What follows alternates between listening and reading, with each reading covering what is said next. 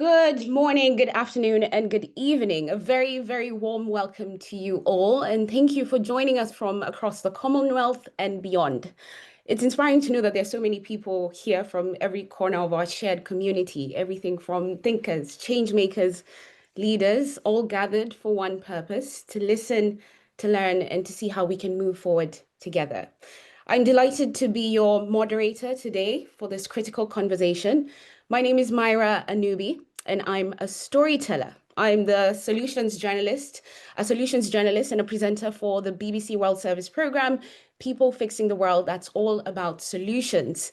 The show really focuses or shines a light on individuals who are driving real change across our planet.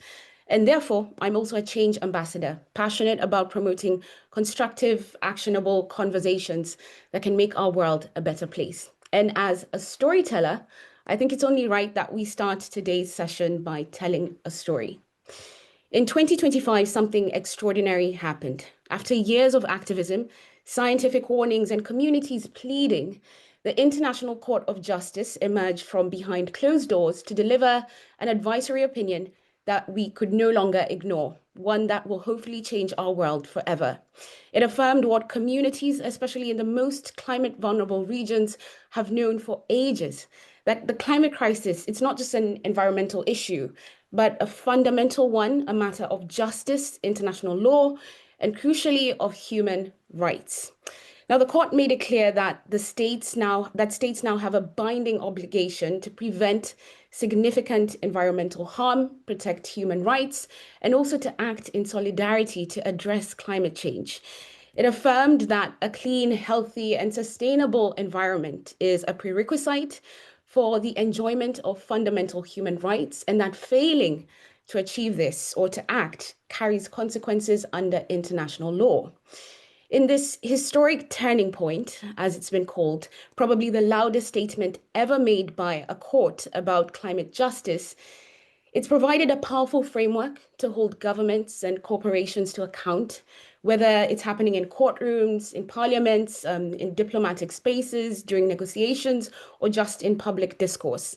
From the Pacific Islands to communities in Bangladesh to remote islands in Latin America, this ruling is a tool and, I dare say, a weapon in the hands of people who are already fighting for survival.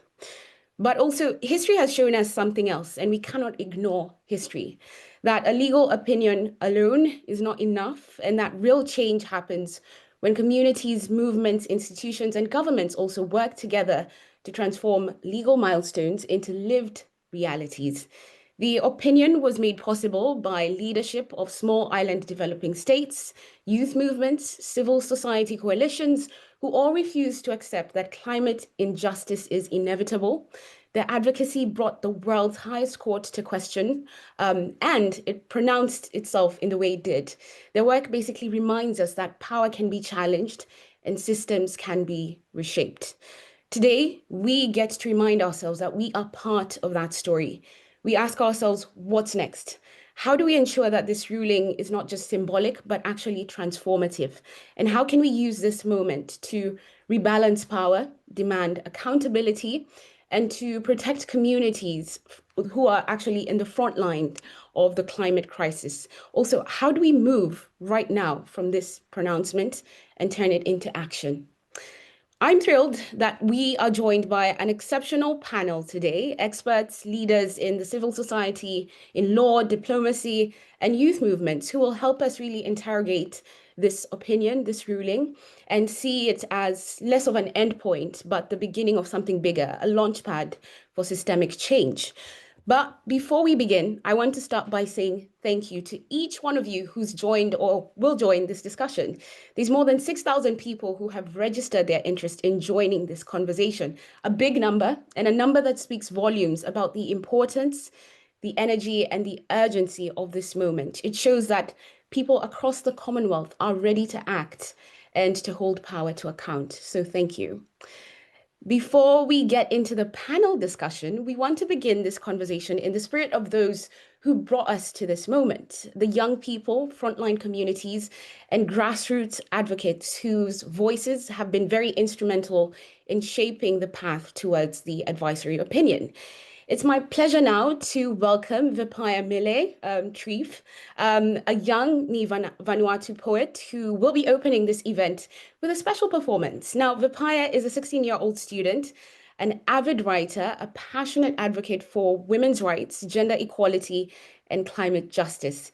In December 2024, she traveled to The Hague as a next-gen youth ambassador with Save the Children, where she witnessed the ICJ advisory opinion firsthand. She stood as part of a Pacific youth delegation to make sure that the voices of children and frontline communities were heard on a world stage. Her work reminds us that climate change is a lived reality and that it's young people like her who will inherit the consequences of today's decisions. And also, I dare say, it's a reminder that young or old, we can all make a difference. Please join me in welcoming her, Vipai. Welcome, you have the floor. Thank you, moderator. Bongarea, Gotalel, Dalwete, Daljuruf, and good evening or good day to you all. My name is Vepaiamele Trief. I am 16 years old and I'm from Vanuatu. I'm a climate campaigner and I'm a very passionate advocate for climate justice, gender equality, and also children's rights. Last year, I was very blessed with the opportunity to travel to The Hague as a Next Gen Youth Ambassador with Save the Children. I was there during the 2 weeks of our proceedings that took place in the International Court of Justice for this advisory opinion. While I was not present in the court, I was involved in much media engagement and other activities surrounding the oral proceedings. In everything I did, I proudly represented the youth of Vanuatu and the Pacific in voicing our worsening experiences with the climate crisis and amplifying the call for climate justice. Justice that must certainly be served to ensure that we, the youth, and future generations have a safer future and planet to inherit. Because climate change is not only a climate crisis, it is also a human rights crisis. In Vanuatu, climate change affects livelihoods, social well-being, and hinders my people's ability to carry out traditions and cultural practices. For example, in the poem that I will recite, I discuss pandanus, a plant that is used to create mats that hold significant value in my culture. Yet pandanus is now endangered, as it is also a tree that grows along coastlines in Vanuatu, coastlines that are being rapidly eroded by the rising seas. Across the Pacific region and the globe, it is clear that climate change affects our past, our present, and certainly our future. That is why urgent climate action is needed now more than ever, and I firmly believe that young people also have a key role to play in uniting in this call for climate justice. This advisory opinion has shown us just that. It doesn't matter how old you are, it doesn't matter your age, together we can achieve anything. This poem I will recite is a variation of a poem that I wrote and I performed as a testimony in the People's Museum for Climate Change in The Hague during the week of the oral proceedings last year. This poem is called My Testimony. My ancestors passed down their knowledge through word of mouth, arts, and song. I find easy expression through spoken word, and I hope you listen along. I live in Vanuatu. I live in the heat. It's hot, it's humid, but life is sweet.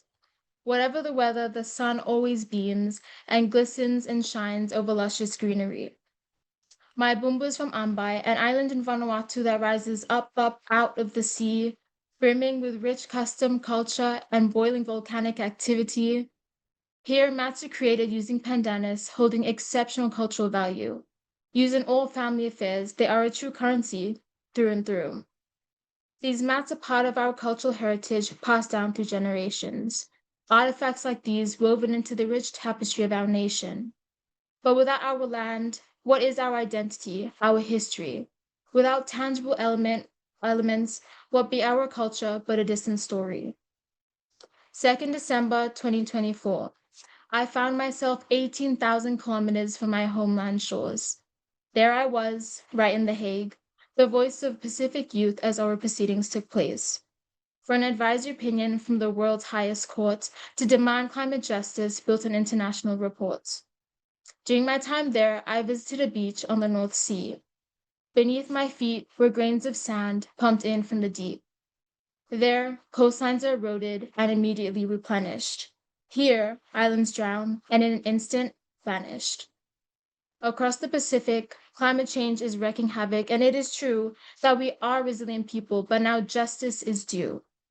Action must be taken before we lose our own history, before more of our lands erode and high become our seas, before more plants disappear along with traditional proficiencies, before more children miss out on their rightful education, academic but also concerning cultural communication, before we cannot fish our seas for fish to eat or marvel at vibrant underwater canopies, before we rid ourselves of what future generations have a right to see, our beautiful, stunning islands, earth, land, and sea. So let us act now before we lose any more of our culture, history, stories, and lore. No more compromises that we disallow. We demand climate justice and we need it now.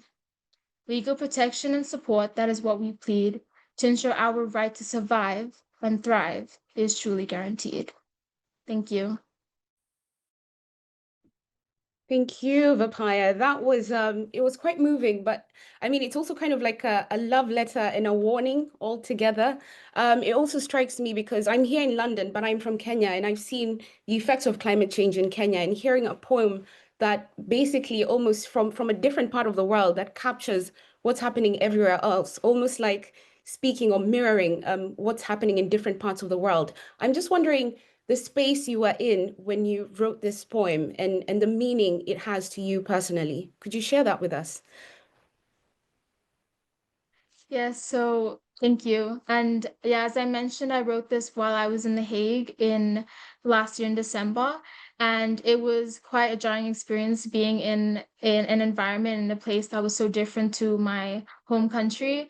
And yeah, seeing the differences and seeing how there are all very big differences in privilege and imbalances and development as well was, yeah, it was quite jarring. And it also made me think that in Vanuatu and in other developing nations, we require much more support in this climate crisis. And so that compelled me to write this and also to show that our future generations and our youth also deserve a better future. Having seen these two differences, I mean, what kind of action are you hoping your poetry and your work as well what kind of change are you hoping will come from that? Well, I think that poetry and other forms of art are great ways to express self. And I think that many people can also do that, whether it's through art or poetry or song. And yes, I think through my poetry, I really hope that people are inspired to take action and to understand that it doesn't matter your background or your age, you're capable of change and you can catalyze change as well. And finally, Vipaya, before we move into the panel session, I'm just wondering, you're a young person, you've done so much already, and it's really inspiring what you do. There might be other young people here watching this right now. What is it that they can do? How can they be part of all of this? But also specifically, what can they do to continue the work based on the ICJ advisory opinion? Yes, thank you. This advisory opinion was more amazing than any of us could have expected. And I think that it's up to everyone to take this and run with it because it's such a strong advisory opinion. And especially with youth, we have such a key role to play. And this advisory opinion also showed us that, yeah, together we can do anything. And so I also would really urge young people, especially if you live in climate vulnerable nations, to understand that your story does matter and telling your story can help people understand the severity of the climate crisis. And so never be afraid to speak up and share your story, and it will compel other people to take action. Thank you. Amazing. Thank you. Thank you for the poem and for your reflections and reminding us that the voices of young people do matter. It really grounds the discussion that we're going to have. And it really takes us back to understand that, it's not just about policy, it's really about people, the individuals who are directly affected by this. So we're grateful that you shared your story with us today. Thank you. We're now going to turn to our panel of experts who bring deep experience from government law and advocacy, all of whom have played a significant role in shaping and interpreting the ICJ advisory opinion and its implications on climate change and climate justice. Our first speaker is the Honorable Minister Ralph Regenvanu, Minister of Climate Change for Vanuatu, and a leading voice behind the campaign that brought the ICJ opinion to the world's attention. Thank you. You can now put your camera on, yeah. Our second panelist was supposed to be Dr. Margareta Viverenke, but she unfortunately fell ill, and we wish her a quick recovery very quickly and graciously. Manasa, let me see if I can get this right, Venkatachalam has stepped in to be part of this discussion. She's a lawyer and significantly focuses on strategic implementation after the ICJ advisory opinion. She brings a deep insight into the legal and human rights dimension of climate change and climate justice.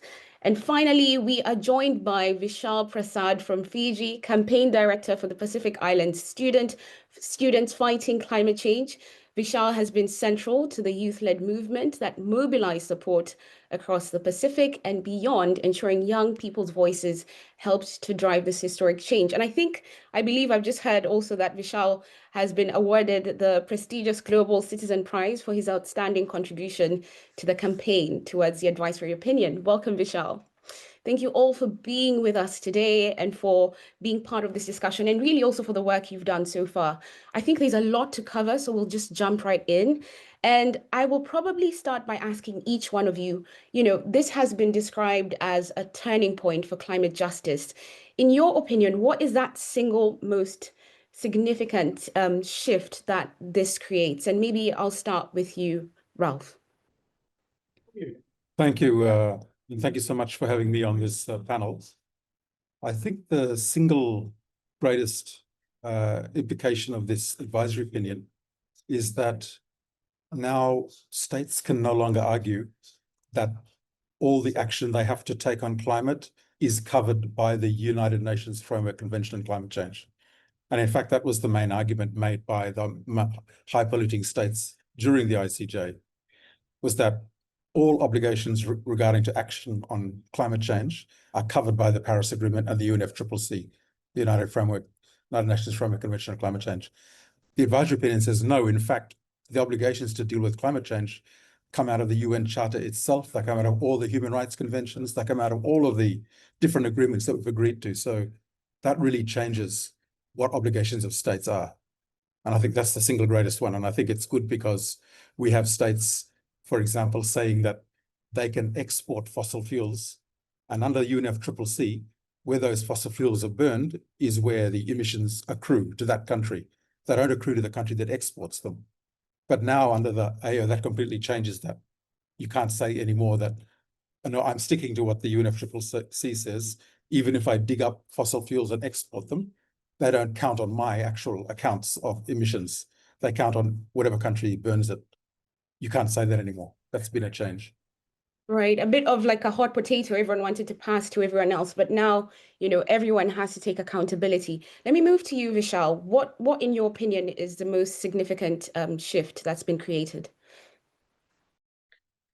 Thanks, Myra. Thanks for having me. Also, great to be here, part of these discussions. I think from us with the youth and civil society movement, I think one of the main things that we wanted to see from the ICJ was a response to the second question that was put to the ICJ, and I think that was at the heart of the climate justice discussion. It was about what consequences arise for countries that fail to meet their obligations, and I think there was a lot of a lot of ambiguity prior to the advisory opinion, and the ICJ delved into that question, saying that if countries fail to meet their obligations, there are consequences that arise under the general law of state responsibility. And I think that was crucial because it signaled to the world that the era of impunity, that you could continue polluting without implications, without consequences, is now gone, and you can be held liable for your actions, that there are consequences that you may be, because if you are failing to meet your obligations, you can be asked to cease your harmful conduct and make reparations for this. And I think that is a very powerful determination by the court that can help frontline communities and countries in pushing for climate justice, because really the accountability question was at stake with this advisory opinion, and along with the consequences discussion, the fact that the ICJ clarified in obligations of states under a variety of sources of law provides us that added clarity going into COP, going into these other multilateral spaces to actually push for accountability. So it's a big win for accountability, and I think that's why it's a turning point for climate justice. I completely agree. It's really about the consequences. And I wonder, Manasa, do you feel the same? Do you have any other points that you'd like to share? Thank you so much, Myra. I completely agree and echo what Ralph and Vishal were talking about. I think I'll give a slightly different perspective. I think the ICJ advisory opinion shifted the narrative with respect to the role of international law in terms of climate justice. Prior to the ICJ advisory opinion, and we saw this even during the proceedings, during the oral and written proceedings, a lot of states and other parties downplayed the role of international law and its ability to create concrete obligations. And the ICJ there makes it very clear that there are obligations on states to prevent significant harm to the climate and the environment. And these obligations emerge from treaties which states have signed and ratified, as well as customary international law, which binds all states irrespective of what they've agreed to via treaty. And if I were to give like a specific example, even within the Paris Agreement, we saw how some of the significant polluters really downplayed the role of things like mitigation and adaptation, and portrayed, for example, something like the NDCs as being something you just submit and forget about. Whereas the ICJ makes it clear that the content of NDCs are also an obligation that are imposed on states, and they are governed by stringent due diligence. So the bottom line is that there are obligations, and the standard is objective and not discretionary. And states cannot escape their responsibilities under international law. And responsibility is a big word. But something else that I think really stood out is the fact that for the first time, it was extraordinary. You had all these people, communities coming together, working together. And Vishal, I'd like to ask you this question. What are the lessons that can be drawn for communities that might be seeking to drive change later on? How might these lessons or strategies apply to make sure that we see more of these advisory opinions? Well, I think there are many lessons that can be taken from this campaign, and I think one of the biggest that I'd like to start off with is I think the lesson on deep radical collaboration that we've had with this campaign. I think without this collaboration, this amount of success or this level of success would have been very difficult to achieve. This was a campaign that was born out of a classroom that was then we worked together with the government of Vanuatu and other governments from the Pacific to take this forward, and there were allies that joined in. We had legal minds come on board, we had academics come on board, and I think then we had communicators, artists, frontline representatives, etc. It was really a village, a community coming together to take this advisory print forward. And I think that level of collaboration is, I think, the biggest factor that helped push this campaign forward. And I think going forward, if we want to continue tackling problems at this extent and have successful outcomes come out, I think we need to really look into how we are collaborating, meaningfully collaborating, because I think that has been the recipe for success behind this campaign. And collaboration, and not in the very surface level sense, because deep collaboration ensure that we were aligned in objectives, aligned in expectations, and we were all moving in the same direction, all informed, valued, and respected partners as well. And I think that's been seen throughout the journey of this campaign. And I think with how we are facing, or the challenges we are facing in the current international climate, I think the value of collaboration is even more significant for us to come together in addressing some of the biggest challenges we face in our time. There's something powerful you've said in there, that all partners need to be valued and respected as well, which is a key part of collaboration and partnership. I might kind of bring you in here, Ralph, as well, just to hear your thoughts about this. What kind of lessons can be learned through this collaboration that we've seen? I think one of the key lessons is that governments need to listen to civil society, need to listen to youth voices. I mean, this campaign wouldn't have got anywhere if the government of Vanuatu hadn't listened to a group of law students that came and visited and said, wrote to us and said, we want this to be, we think this is a good initiative to do, let's do this. If the government hadn't listened, it would have kind of been the end of it. And so it's important, and I think particularly in this context we're talking, Commonwealth Foundation, which involves both states and civil society actors, governments need to be humble. They need to recognize that they are part of an ecosystem of possible avenues to improve the lives of everybody. And we don't have all the answers. Civil society has answers, private sector has answers, and we need to make sure we listen to everybody and then take the right things forward they're going to make the greatest positive change in our societies. And in fact, that's what government should be doing. I mean, I think we have to admit that it's not always easy. Government's listening, that's the key thing here. I just wonder if there are any practical ways for people to actually get governments to listen, because it's usually a hard ask, and sometimes the government might listen but not actually action anything. Do you have any practical ideas that could help people make sure that their governments are actually listening? I always encourage everybody to get involved in some community organizing of some sort.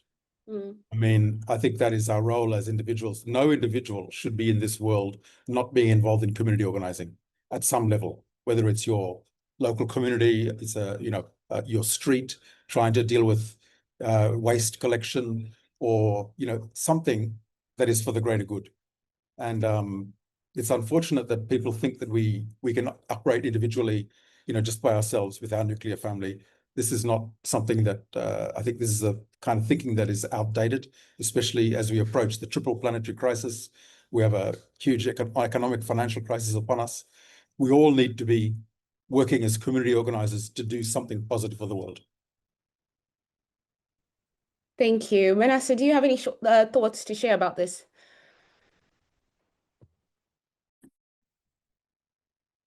I'd say I don't know what else I could add, especially I think my other panelists have covered that question really well. But I think from the perspective of someone who was a young law student, I do think it's important that law students expose themselves to this part of litigation as well, that they align themselves with community values and pursue justice in the way Vishal and his team have. And it's important to stay inspired and always and try to use your skills for the good. Thank you. I will remind anyone who's kind of listening, you do have a chance to share any questions that you have. We'll come to those later on. So please, if you have any questions as we go, please feel free to share them in the chat, and we will go through a few of those. Now, just speaking from a legal point of view, how can we preserve and deepen intergenerational collaboration in the years ahead? Because it wasn't just about collaboration, it was an intergenerational collaboration that also really strengthened what happened and led eventually to the ICJ advisory opinion. Manasa, I'll come back to you with this. How can we strengthen that? Well, the ICJ itself notes that intergenerational equity is an important aspect and a guiding principle to be kept in mind while pursuing climate justice. So the advisory opinion itself speaks to that in the sense that it makes it clear that without intergenerational collaboration and the enforcement of human rights that keeps in mind intergenerational equity, climate justice needs are not served. But I think when we say intergenerational justice or intergenerational collaboration, it's also important to keep in mind that it's not just across generations, but also across borders. Because what really defined this advisory opinion is that the people who worked behind it were from parts of the world that are often devalued in international decision making. So this advisory opinion really holds great value because it symbolizes a shift in who uses international law, and it democratizes the creation and application of international law. So I think it's important that we unite as people from the global majority and push forward this narrative and use the tools that we have in order to create the change that we want to. Vishal, I'll come to you because often, when you're younger, it's harder for your opinion to be taken seriously, but that's a key part of what we've seen here, including that intergenerational collaboration, but also the voices of young people not just because they are being affected, but also because the future heavily, whatever that will look like will depend on what we do now. How can we deepen that intergenerational collaboration, in your opinion? I think one of the key things is I think we need more discussion on this issue, because oftentimes there are, and throughout our journey in our campaign, we have encountered moments, individuals, organizations that have not valued the voices of young people, and we've come through that. And as soon as there were certain milestones that were hit, unfortunately, then people jumped on and said, we'd like to speak with you, would like to have this conversation with you. So it becomes very opportunistic, and I think that's the mindset we need to change amongst both. And that's the truth in the civil society world, with civil society partners, with certain governments as well. And I think that needs to change. The shift in mindset to really value young people. But I also think the discussion on intergenerational working together needs to also account for the deep need to capacity build young people. Because while there is a lot of passion, there's a lot of interest, there's a lot of desire to kind of contribute, there is a lack of resourcing to kind of build capacity for young people to actually meaningfully engage into these spaces. And we were fortunate that we had some support in this, in taking this campaign forward. But oftentimes countries that youth that come from communities that do not have this this privilege are left to kind of capacity build themselves, and so that is already an additional toll that's put on them. So adequately building capacity for young people so that they're able to take the fight, whichever fight they're passionate about, forward, is, I think, very crucial to carry the intergenerational voice forward. And I think that is also crucial because it builds support for these young people. And in an age where there are myriad of challenges young people have to face, I think the support coming from partners, from allies, and from communities, from civil societies is so important to kind of help strengthen that intergenerational collaboration going forward. There's something interesting you've said in there, and maybe we can unpack that just a bit more. Capacity building is one thing, but also we have young people who probably feel like they don't have a voice. How do you also empower young people, or get young people in their own spaces to believe that they can do something? Because the worst thing you can have is people who don't go ahead to even try because they feel like they don't have that power. I completely agree. And again, this has been something we had faced in the very early days of mobilizing young people from around the world. I think one of the things that has been very crucial in this is that we talk about the language of empowering young people, but I think there is already inherent power within people. We just need to activate that, and that activation is something that's necessary. And I think it starts with the journey in education. I think people need to be made aware of these injustices, these inequalities that persist in our world. And then I think that can activate that desire. That's how the Advice European campaign started, was because of this awareness of the impacts of climate change in our communities, in our countries, and what was going to happen if we did not take action. That was one element of education. The other was awareness of the fact that the current response of the international community was significantly lacking, and so that motivated us to act. So I think there can be a lot done in activating young people to act, and I think the first step towards this is education and making them aware of these inequalities, that they can kind of play a role in pushing forward. Ralph, I'll come to you with the same question. I mean, Vishal has talked about capacity building, but really from a government point of view as well, how can that intergenerational collaboration be deepened? How can young people or older, much older people also be made to feel like they can be part of the conversation and there will be action from that? I think Vishal's touched on it a bit. Young people do have power, but they need to, one thing we say is things are never given, you have to demand it, right? And so organizing to say, okay, we are not happy with something, or we want something to be done, and then mobilizing. In Pacific Island countries like Vanuatu, for example, over half our population is under 25. So most people are young people. And so if they are able to effectively channel their energies and voices into a way that can interact with structures like the government, structures of private sector organization in a way that, you know, you can't be ignored, then I think that's one way we see young people actively contributing to change is through. So I'm coming back to this theme again of, you know, organizing, reaching out to your peers and saying we have something to address, and let's get organized and let's try and address it. You know, just picking on that, I'm from Kenya, and I've seen climate activists, especially young ones, being frustrated by governments that should be helping them as well. Some almost kind of like retreating and, you know, kind of having to hide just because they're raising awareness about injustices, and feeling like if they continue, they might be arrested. Or so how do you again also empower young people to feel like it's safe enough to do so, to speak up?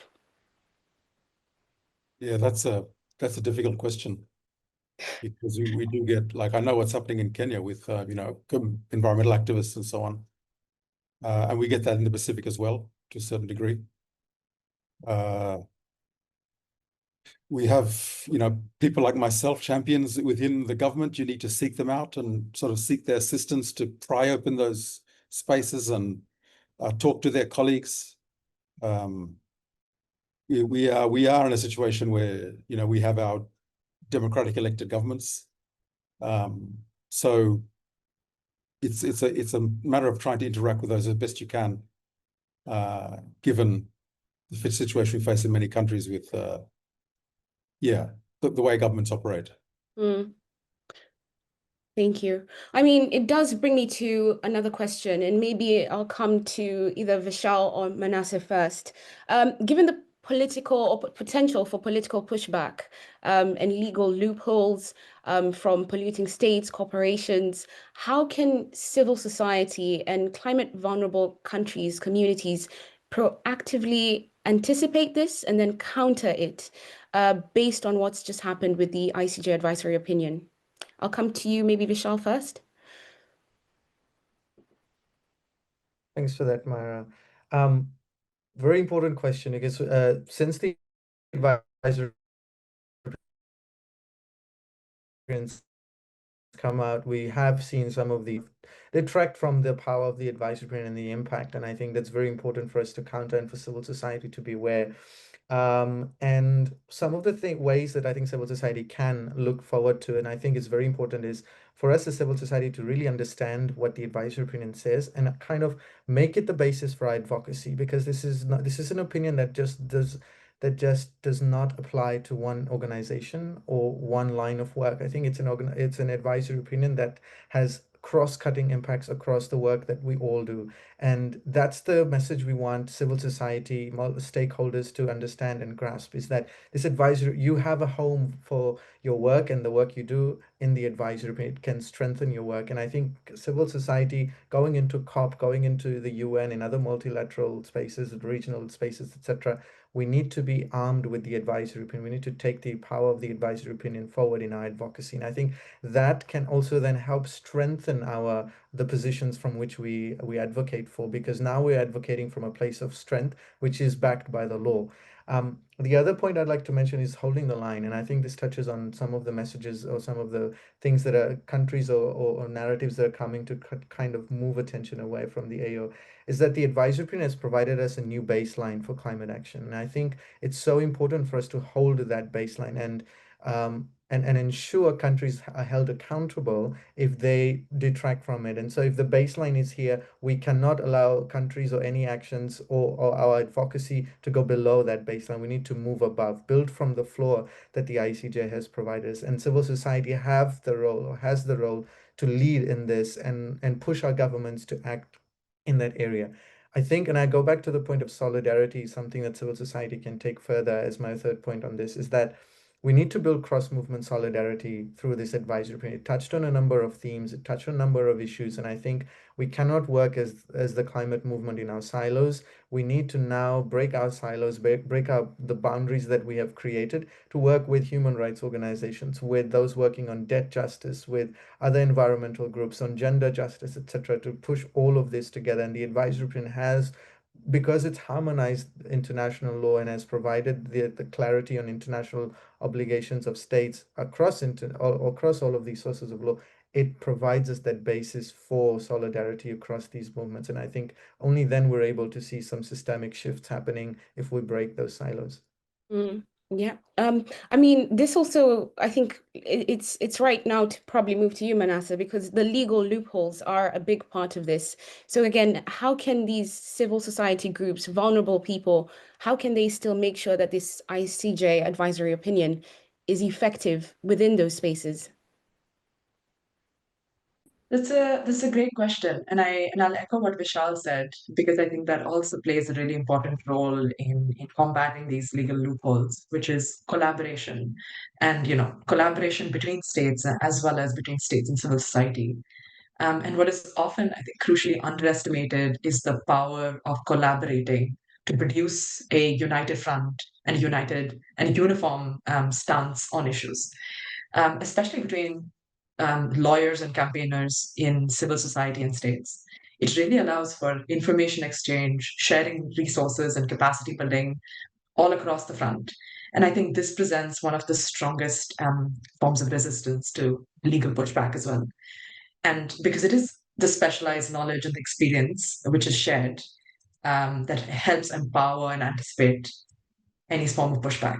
And presenting such a uniform stance, I think, goes back to how international law is even made. International law is created by states' conduct, and if enough states from the global majority push for a certain standard of conduct, that pushes the direction in which international law will be progressed. And looking in terms of what effective action could look like, the ICJ itself, in its advisory opinion, has indicated that international litigation can only go so far. And it's now upon policymakers and diplomats and other actors to really implement the advisory opinion. But of course, what should be underlined is that it is important that these actors take advantage of the moral and legal authority that is provided by the advisory opinion. And that means pushing for implementation at various international forums like the UNGA and COP, but also translating the advisory opinion at a domestic level. I think someone brought up corporations at an earlier stage, and I think that's where local civil society has a role to play, and community has a role to play in ensuring that their governments are complying with the law, but also ensuring that corporations within their control are complying with the law. And though the ICJ advisory opinion cannot be implemented directly against corporations, the bottom line is corporations are some of the largest emitters, and it is important that the advisory opinion be read and implemented even indirectly in a way that ensures there is some sort of accountability against these corporate actors as well. And this could mean by litigation, by domestic litigation, which has been a very effective tool, as well as campaigning and other forms of policy change. Thank you. Ralph, do you have any other thoughts to add here, especially when we're talking about polluting states? What would be the best case scenario for this to actually be effective? I think I would go on from what Manasa said to say that I think for me, the most effective way to use this ICJ advisory opinion would be for groups to instigate litigation domestically within states to change state policy.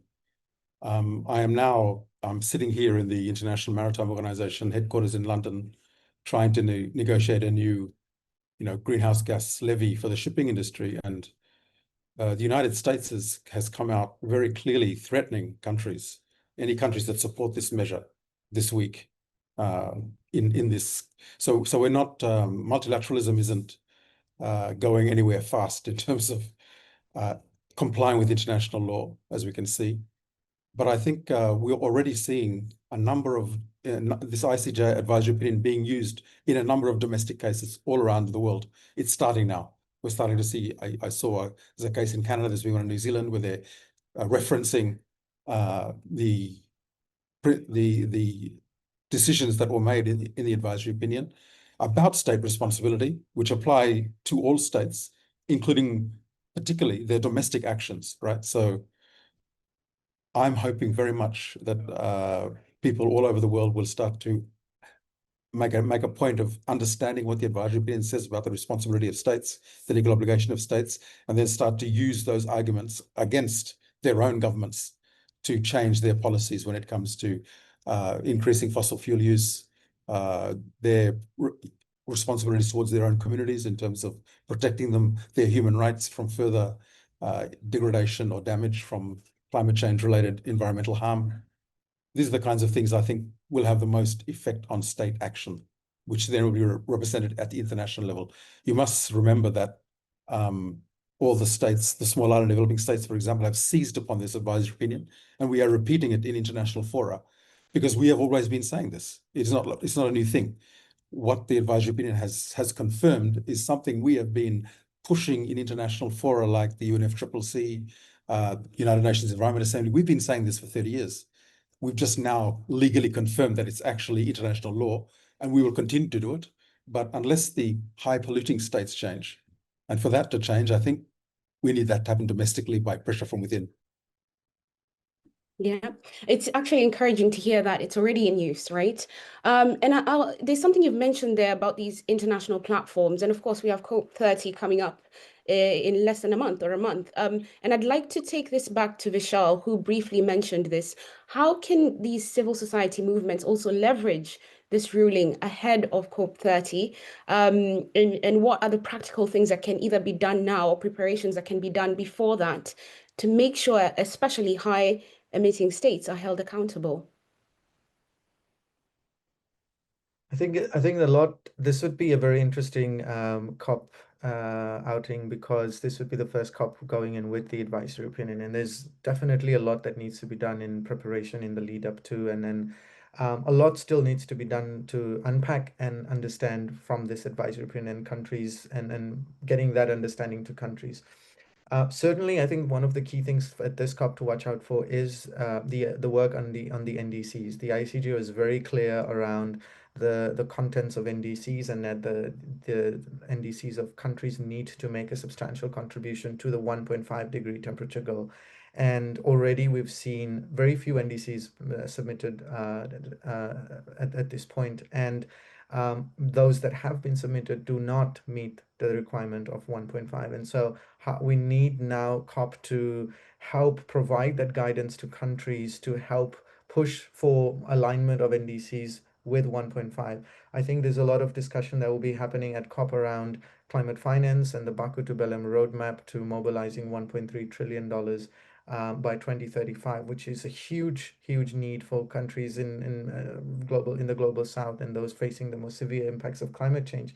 And the ICJ made it very clear that there is a duty to cooperate. The countries have a duty to cooperate, and that is filtered down into providing finance. And so what civil society needs to do, and I go back to my earlier point, is hold the line in bringing the findings of the advisory opinion into the negotiation tables. All of the different negotiation tracks that are going to be worked on at COP30, the advisory opinion has aspects of it that can filter into them. And I think civil society has a role to kind of bridge that gap of taking what the court said, bringing it to the negotiation tables, and ensuring that countries are listening and are held accountable for that. And so the point about holding the line becomes even more important at the negotiation tables, because we need to be watchful that countries do not go below what the ICJ has said, that the red lines, the non-negotiables that the ICJ has said, they are not crossed at the COPs beginning with this. And so a lot needs to be done, and I think civil society has a very important role in watching out for some of these very destructive actions or outcomes that can come out. And I imagine in this case also civil society will need to work very closely with to make sure that they cover the legal aspects of it as well. And this is why, Manasa, I'd like to hear your thoughts on this as well. Ahead of COP30, what can be done, what needs to be done in preparation to make sure that this advisory opinion actually ends up making a difference in that space as well?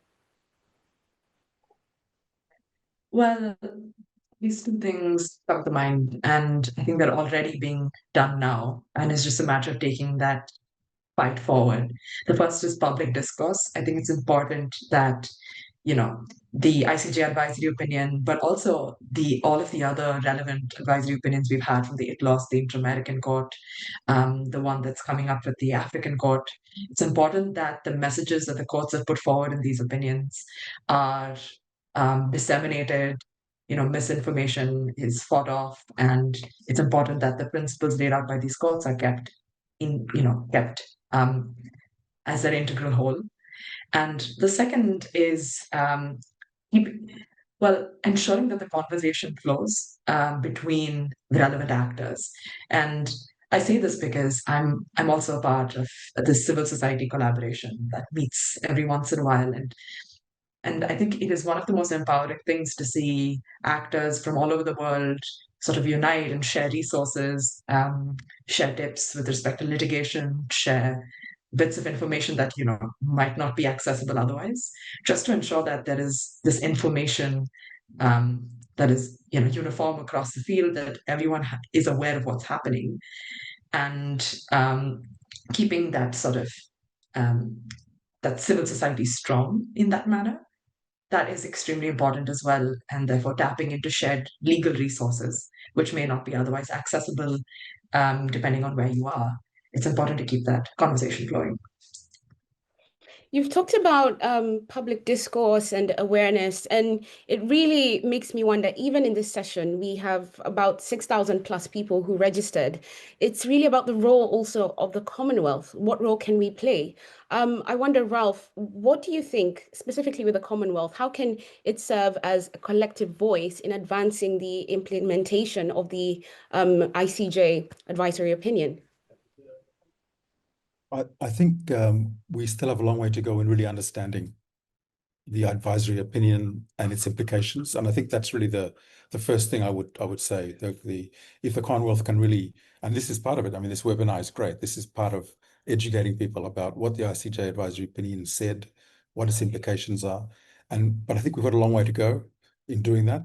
I know that prior to as part of getting ready for the ICJ, Vanuatu participated in running right shops for lawyers so that they could understand international law. They could then come before the court.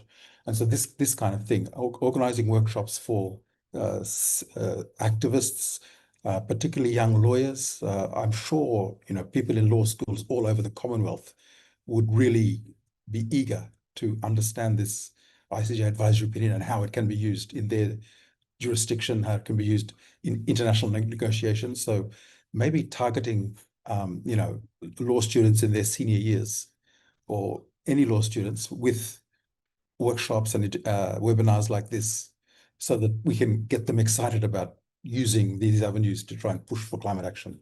This is a new kind of direction we're going in, using our legal systems to force accountability for climate action. Vishal, maybe I'll come to you. Do you have any more thoughts on how this can be implemented, especially when we're talking about the Commonwealth as a space and as a voice? I think one of the points that when we talk about intergovernmental bodies that becomes very interesting is throughout the Advisory Opinion campaign, we had worked with intergovernmental bodies or regional organizations. They played a very strong role. And the strategy was to also get our regional bodies to support the Advisory Opinion campaign and build coalitions that way. And I think that has been a very useful strategy. So we first got the Pacific Islands Forum to support the campaign, and then it went on to other regional bodies supporting, or rather intergovernmental bodies supporting. And I think if we can continue with that model in the implementation of the advisory opinion and the role that the Commonwealth can play in supporting the implementation and operationalizing of the advisory opinion, that can mean different things at the local level in countries. For example, the building of capacity to support, ensure our laws and regulations are in alignment with the advisory opinion, and then also supporting external advocacy for many of the members of the Commonwealth that have been the champions behind this advisory opinion campaign. We talked about COP, but all of that work to actually resource the advocacy at the negotiation tables has a huge cost, and I think and many of the capacity is lacking in many of the vulnerable countries, small island states. And I think the organizations, intergovernmental organizations, can play a strong role in kind of building that capacity and bridging those barriers and gaps that exist in external advocacy. And I think that can go a long way in strengthening and really boosting the implementation capacity of this advisory opinion, because it is the small island states, those that are vulnerable, that are the leaders on the climate justice fight. And what we need is not to be replacing them or going ahead of them. We just need to be supporting these countries from behind. And I think intergovernmental organizations like the Commonwealth can play a very strong role in providing that support to support the implementation. In a few minutes, we'll be coming to the audience's questions. So if you still haven't put in any questions, please do so now. I'll still turn to you with the same one, Manasa. What do you think the Commonwealth can do? How can it serve as a voice in advancing the implementation of the ICJ advisory opinion? Well, the bottom line is that the ICJ advisory opinion lays out principle and obligations that apply to all of the countries, including all of the countries within the Commonwealth. And I think that's a really important message to maybe unite under, is that while, of course, these obligations have to be carried out to different degrees of intensity for countries depending on their national capacities and their contribution to greenhouse gas emissions. The bottom line is that the advisory opinion is meant for all countries, and climate change is a problem that should concern all of us. And I think focusing on that message of cooperation, even within the ICJ advisory opinion, but ensuring that cooperation is not just, a loose principle, but really a legal obligation, strengthening that message with the ICJ advisory opinion. That's what's important, because at the end of the day, there is an imbalance in resources with respect to capacities to combat climate change. And without that capacity building and sharing, that is, reinforced by legal obligations, it will be very difficult to move forward. Well, I'll come to everyone's questions in just a minute. Before we do, I just want to kind of go through all of you in the panel here. If you give us like 3 just top tips or top ideas that the Commonwealth as a civil society or policymakers really should be doing within the next 12 months, like actionable things. Almost to summarize the discussion we've had, the top 3 things that you think need to happen now within the next 12 months, what would that be? I'll start with you, Ralph. Well, I'll just say it again. I mean, more awareness, education, understanding of what this advisory opinion is, what it means, an understanding of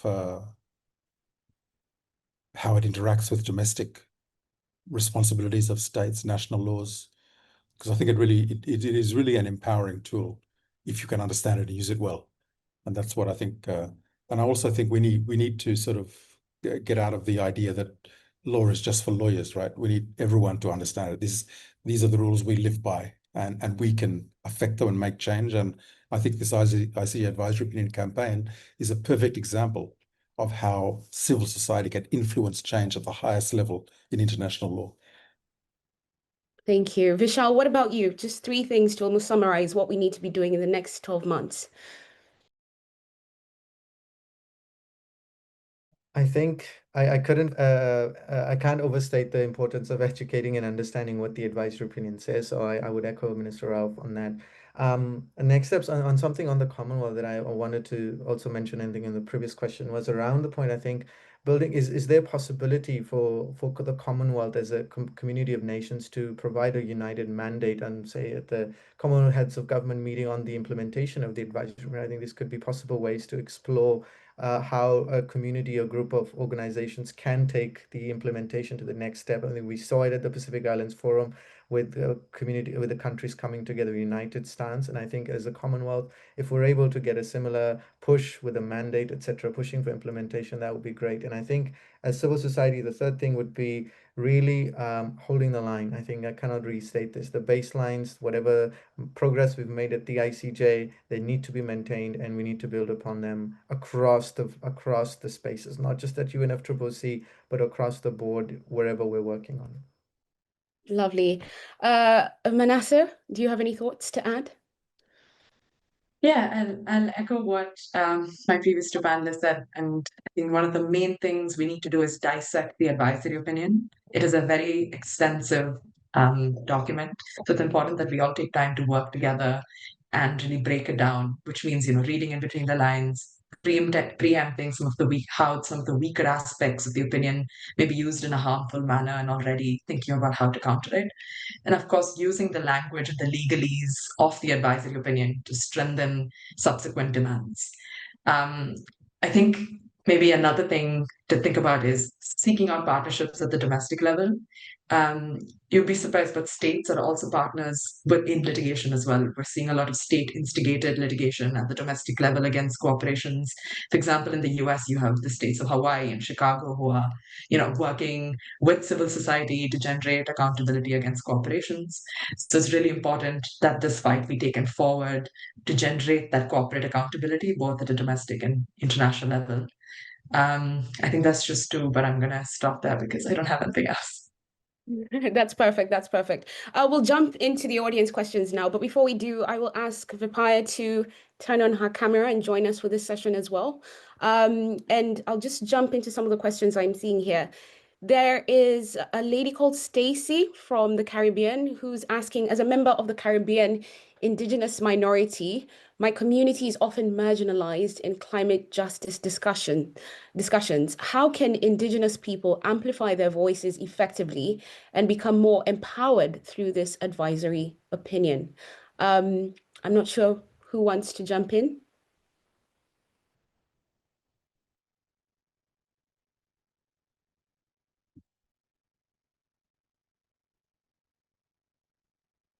I can just quickly, well, from a legal perspective, there are laws and legal avenues that are available with respect to Indigenous people in the Caribbean.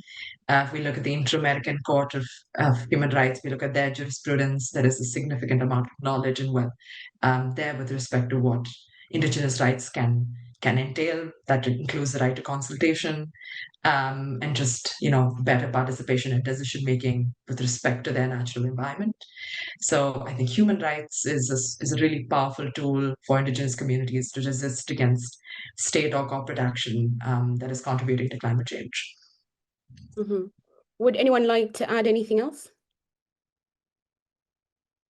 Okay, we'll probably move on to the next question so that we can try and cover as many as possible. Lucia from Belize says, what mechanisms at the local, regional, and international levels will be used to ensure compliance with regard to the ruling?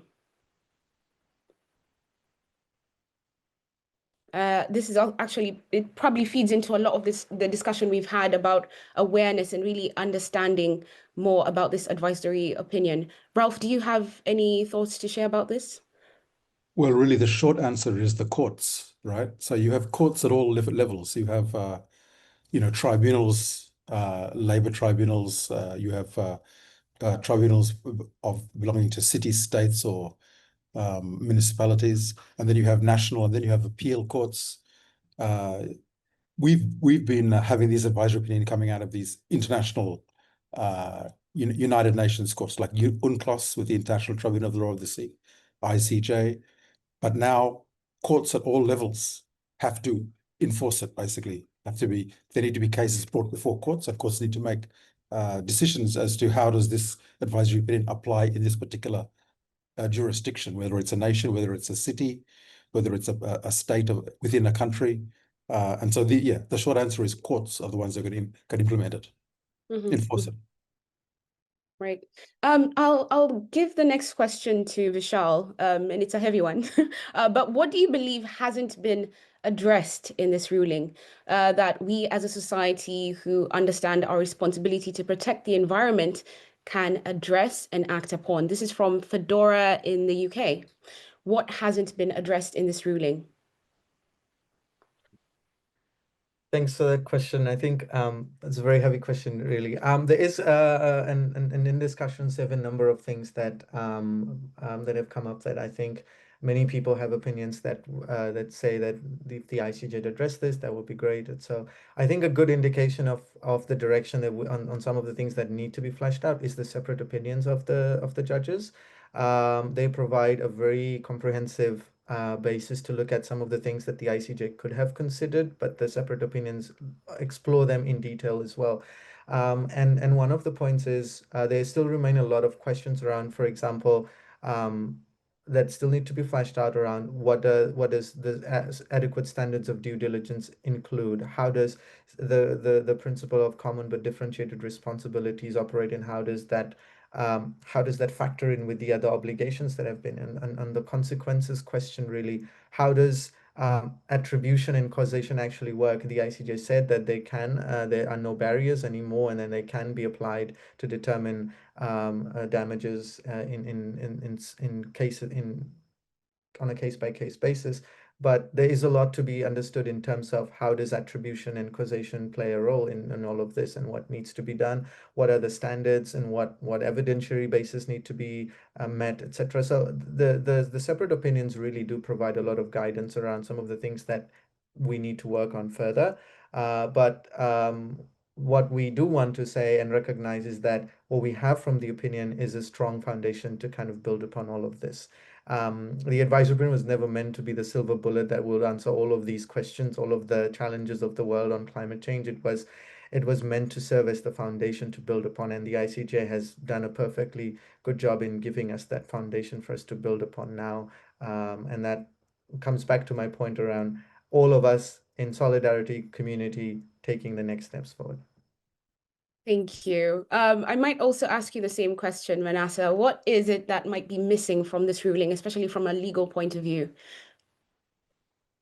Well, I think in addition to what Vishal was saying about attribution and the more nitty-gritties of the second question, I think something the ICJ missed out on giving its opinion on was, the right to self-determination and some of the more niche human rights that were argued, which is a bit of a shame because, and this is a bit personal, but we at Blue Ocean Law, we had for the MSG, we had submitted testimony from people from Melanesia, which talked about how climate change would impact, basically their entire lives, touching upon a variety of human rights. And that didn't really come out extensively in the ICJ advisory opinion. But the good thing is the ICJ didn't rule it out, and that they make very clear. And the better news is you have other courts which have provided a more extensive discussion of these human rights. And here I'm mostly referencing the Inter-American Court in their advisory opinion, which was done, of course, human rights being the exclusive topic of the court, it has definitely gone much more in depth, as well as the UN treaty bodies, which have talked about the relation of indigenous rights and climate change. So where the ICJ has sort of left blanks, it has been filled up by other courts, but it is important that we push forward these conversations to ensure that they're not lost just because the ICJ didn't address them, and ensure that climate change is addressed in a holistic manner. Thank you. Vipaya, I'll give you this question. Jemima, I believe, is asking, how can young people without climate change or climate education qualification be taken seriously? She's asking, or they are asking, as a cybersecurity student. Thank you for the question. Yeah, I think that any youth or any person, you don't really have to have qualifications or anything around climate change or any qualifications like that, because we all have experiences related to the climate crisis. And if you can tell a story with your experiences and so that people can understand the severity of the climate crisis, then that in itself is a huge contribution. And so it doesn't matter about qualifications or anything like that. Your experiences matter.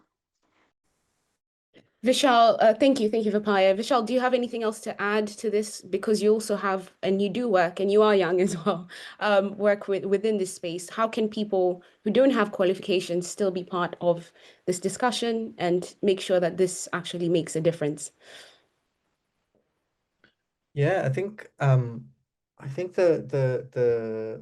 beauty of the climate justice movement around the world has been is that there are many entry points for people, whether we are seasoned activists in academia or we're just beginning.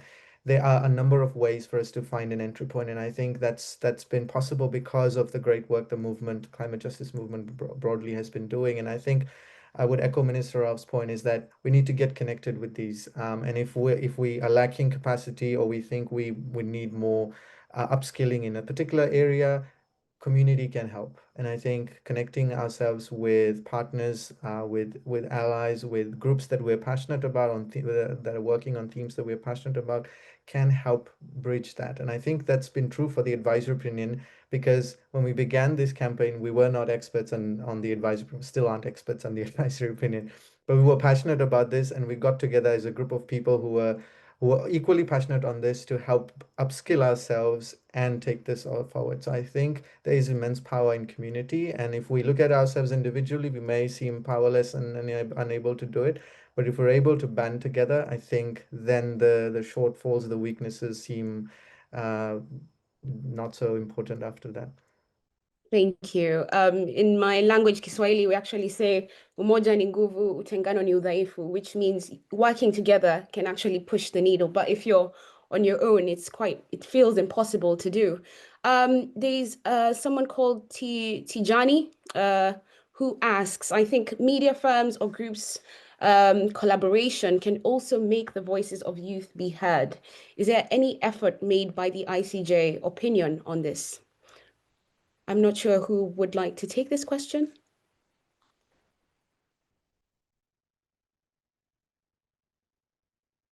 Manasa, would you know anything about any effort made by the ICJ opinion in regards to media actually giving groups a chance to be heard, especially young groups?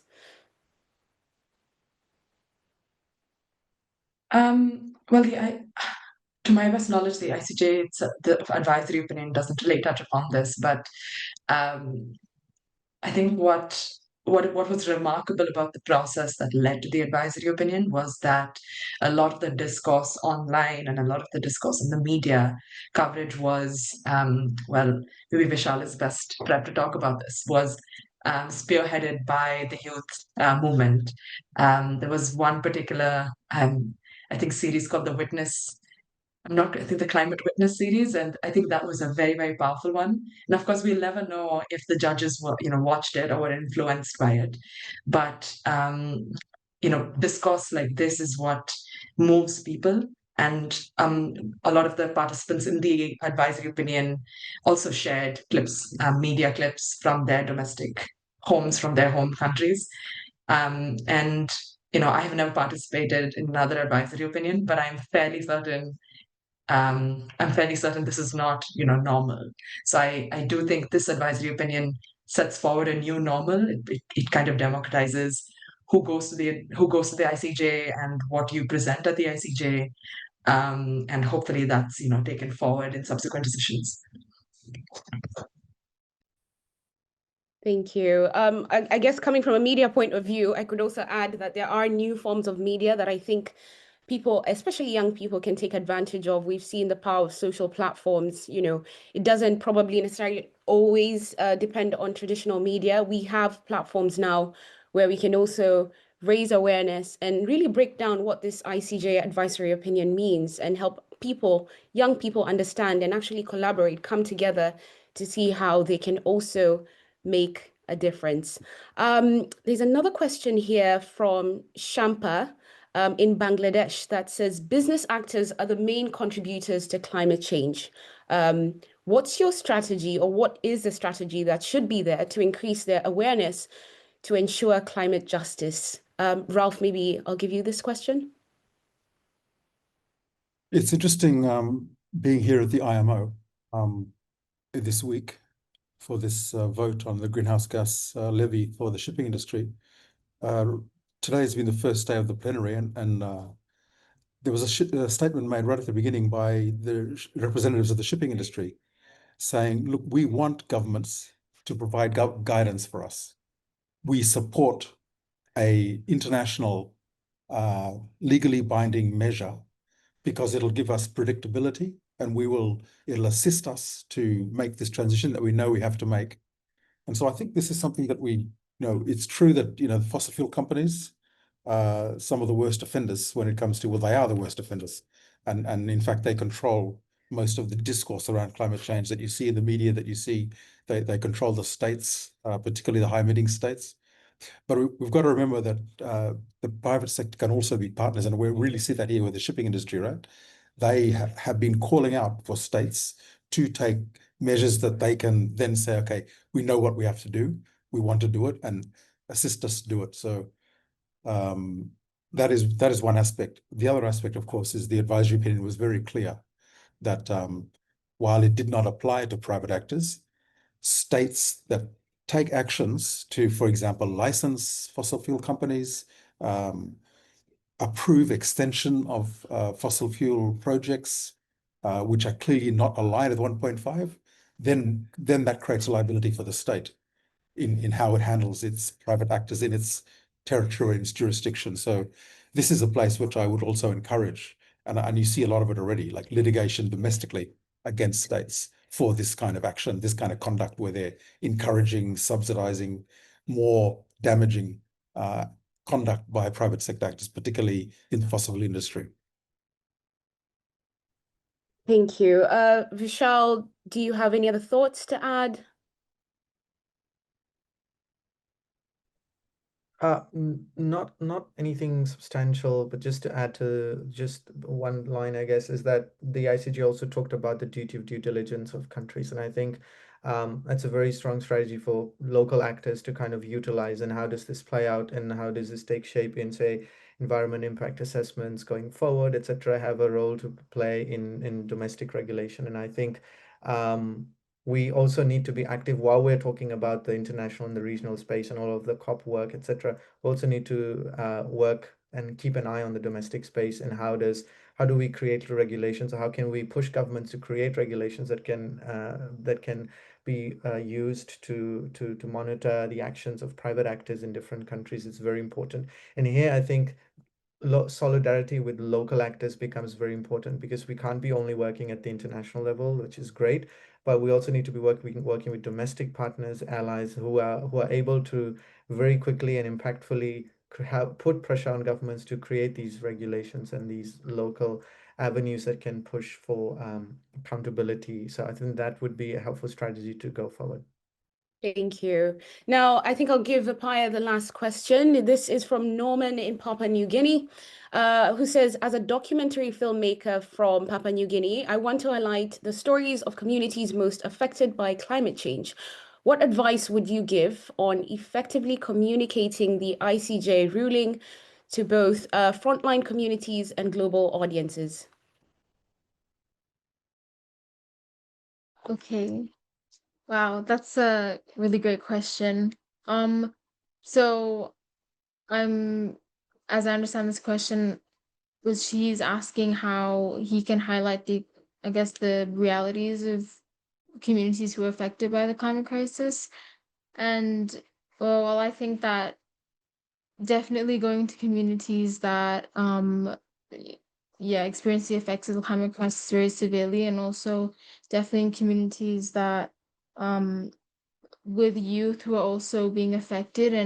And we've seen with the climate crisis how it affects people's heritage and their traditions and their past. And so highlighting that as well, and highlighting how the climate crisis doesn't just affect our present, it also affects our past and has implications for our future, is a great way to, I guess, tell the story of the climate crisis in communities that are affected.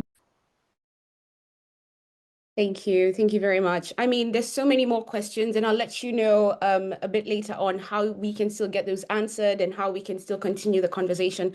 But just reflecting on what we've heard today, it's clear that the ICJ advisory opinion should not just become a piece of legal history. It's actually a wake-up call. Ralph, you said we have a long way to go. We have to start by understanding what this opinion means before we can kind of jump the gun. Manasa, you also said it's really about awareness, building awareness in different spaces, and also because this is meant for all countries, not just specific ones. So cooperation is a big thing, which is something that you also echoed, Vishal. And there's something else you said earlier on, that community can help. And I think sometimes when you think you might be doing it as an individual, going back to what you said, Vishal, community can help. Bringing community and the power of community into it really does make a difference, as we've seen. And Vepaiamele, just finishing it off by saying that it affects our past, but it also has implications on our future. And that's what we should be thinking about. All this reminds us that climate change is it's not just about carbon and temperatures rising. It's really about people, the individuals who are affected every day. And based on the discussions we've had, it demands that governments and corporations really take responsibility, and that vulnerable communities are given now through the ICJ advisory opinion a ground to stand on, to demand protection and equity and accountability. We've also heard that the real progress is built through the partnerships, as we've said, and that was the foundation of what has now become a successful campaign between governments and civil societies, policymakers, and young people, between countries, both large and small. So the same alliances need to continue, need to grow, so that we make sure that this actually works. And as we head towards COP30, the task before us is clear. It's hard. It's possible, though, to move from principle to practice so that these promises actually lead to protection, and that the talk we keep having in these different platforms, international and these public discourse spaces, that they actually lead to tangible results. Judging by the number of people who engaged or wanted to engage with this discussion, this critical conversation, it's also clear that the Commonwealth has a role to play, with its diversity, with its shared values, and also collectively the strength that comes from the Commonwealth. So we can help lead this change. So let's leave this space today feeling both inspired, but also with a commitment to use any tool that we have in our power, every law, every voice that we can come across or that we have within us, to make climate justice real. And to our panel, maybe we can have a final thought from each one of you, just a quick 1 minute. I'll start with Honorable Ralph. Thank you. Well, it's really pleasing to see the participation in this webinar.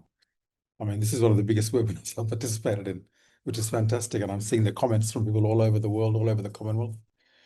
What I would say is that this whole case has been about making sure we leave a livable planet for our children, our grandchildren. And I think to take the famous age of Indigenous peoples, right? You think about, when you take an action, think about 7 generations to come, what impact that will have. And I think if we all take that on as a point of view, as a perspective that shapes our lives, things will be better. So thank you so much for all the interest and participation. Thank you as well. It was really insightful, everything you've shared. Let's go to you, Manasa. Any final thoughts? Well, I suppose my final thought is it's important that we take what we have with respect to international law and law in general, but apply bold and progressive interpretations. Because we have all the tools. It's just a matter of how we use it and how forcefully we apply what we want to do. And if there's anything this case has taught me, is that the people will listen if you push for it enough. So, I encourage all law students and all young lawyers out there to, constantly be thinking and be communicating, but also applying what you have, and pushing forward the law. Thank you. Vepaiamele, any final thoughts?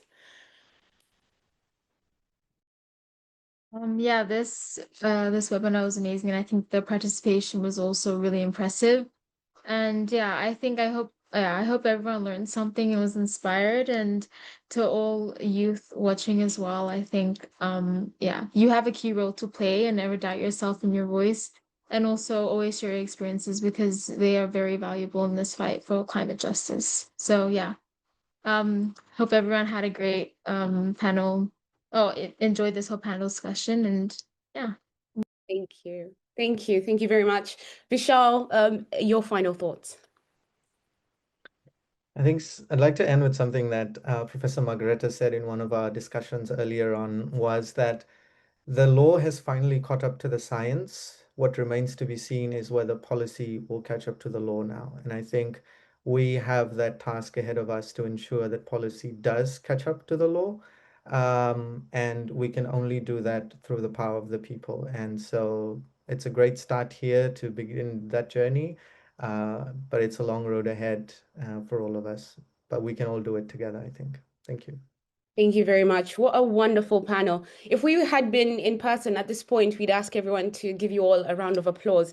However, on Zoom, there is the possibility to do that with the emojis. So I'll ask anyone who's with us in the audience to go ahead and give your emojis to the panel for what has been a great discussion. And if you have enjoyed the conversation today, you can continue by joining the Foundation's digital discussion platform. This is an innovative space, an online discussion space for activists, practitioners, artists, and civil society leaders to network, share ideas, and build solidarity around the issues we've talked about today. So I encourage you to join. Please use the link that will be, I think is posted in the Zoom chat by the Commonwealth Foundation team. I would also love to invite you to continue the conversation with the questions and answer. And really, in the community, we can also continue to provide ideas of how we can move forward. You can do that on social media, Twitter, Instagram, using the handle @Commonwealth.org. That's @Commonwealth.org. And as we close, we want to return to where we began with the creativity, the voice, and the power of young people. We return to one of the most beautiful and powerful tools in any movement of justice, creative expression, because real change is built not only through laws and policies, but also through stories, which, as I told you in the beginning, I love, as I am a storyteller. Stories bring people together and they help people from different walks of life to really understand each other. So we'll be playing the music video, Rooted, by Mia Kami, a young Pacific Islander artist and storyteller from Tonga.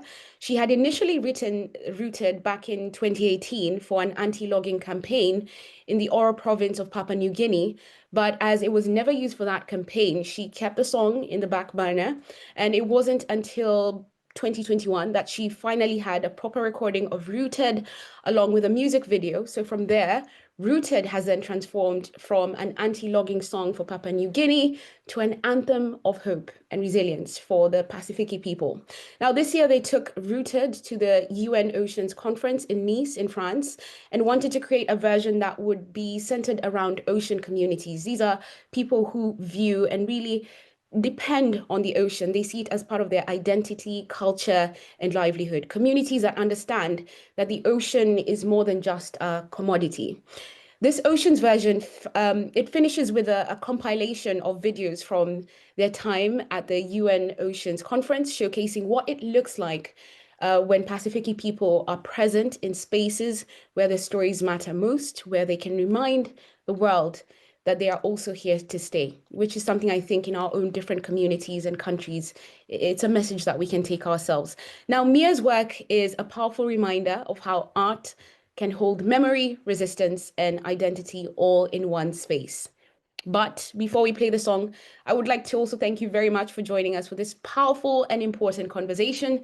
To our speakers, once again, thank you very much. And every single one of you in the audience, it's really much appreciated. And it says a lot that you took time to be here to listen. And thank you for bringing your energy, your voices, the questions, and your commitment to climate justice. Once again, my name is Myra Anubi.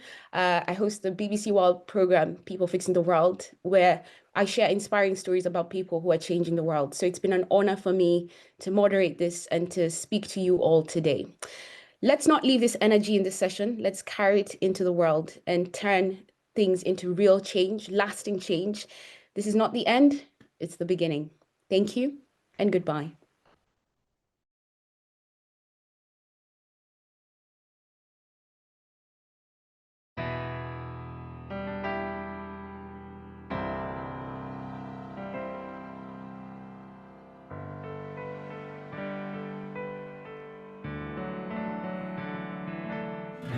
Once pristine, once untouched, once pure, all of that's no longer there anymore.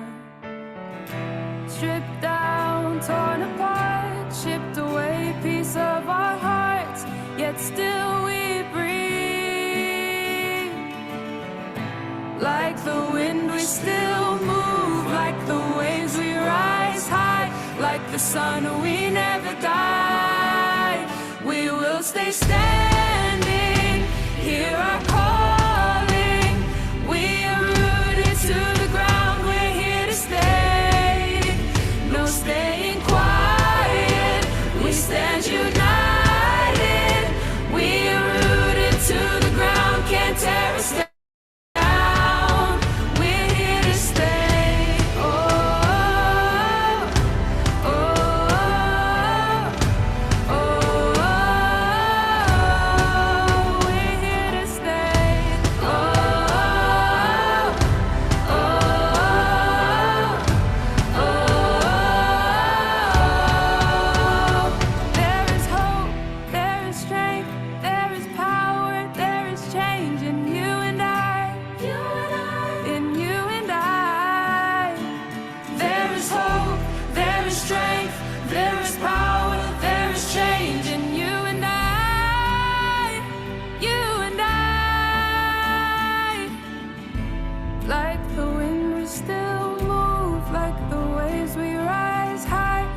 the sun, we never die. Like the wind, we still move. Like the waves, we rise high. Like the sun, we never die. We are standing, hear our calling. We are rooted to the ground, we're here to stay. No staying quiet, we stand united. We are rooted to the ground, can't tear us down. We're here to stay. Oh, oh, oh, oh, oh. We're here to stay. Oh, oh, oh, oh. There is hope, there is strength, there is power, there is change in you and I. In you and I. There is hope, there is strength, there is power, there is change in you and I. You and I. Like the wind, we still move. Like the waves, we rise high. Like the sun, we never die. No staying quiet, we stand united. We are rooted to the ground, can't tear us down.